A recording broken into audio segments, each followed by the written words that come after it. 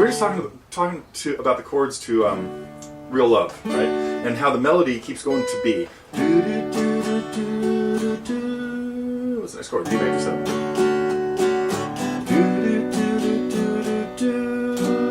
And again, you can hear how that note, that B, is harmonic with this chord, right? But the chord changes right there.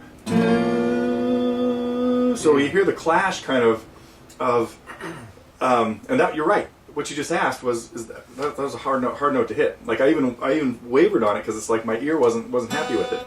So we're singing a B. Mind you with you? Close enough. Yeah. Okay. Yeah. Yeah. And all this singing this note that's out of tune with the chord makes us think, oh, the guitars must be terrible. So. So what's that augmented chord? So an augmented chord is, well, let's back up a little further. Let's play a D chord. Yeah. Oh, and since you're in drop D tuning, this will sound great anyway. Oh yeah. Yeah. Okay. So, what are the notes that make up this major chord? What are the three notes that make up a major chord? There's an A, there's an F sharp, and there's a D. Yeah, and so those are 1, 3, 5. 1, 3, and 5. So D, F sharp, 1, 3, 5. and A. Right. Okay. Yeah. And on the guitar, they're kind of in a random order. Yeah. You know, that's just the way it works. Because I got all in, and I have these two. Yeah. So actually, with this chord, you can play all 6 strings. I have these 3. You got 3 Ds in there. Yeah. An octave apart. Yeah. Yeah. So 3 separate octaves, and then 2 A's. So what do you do to make the chord minor? Lower the third. So with D, we do that how? Oh. Yeah. And what are the other 2 types of triads besides major and minor? Augmented and diminished. So what do we do? What do we do to make it diminished?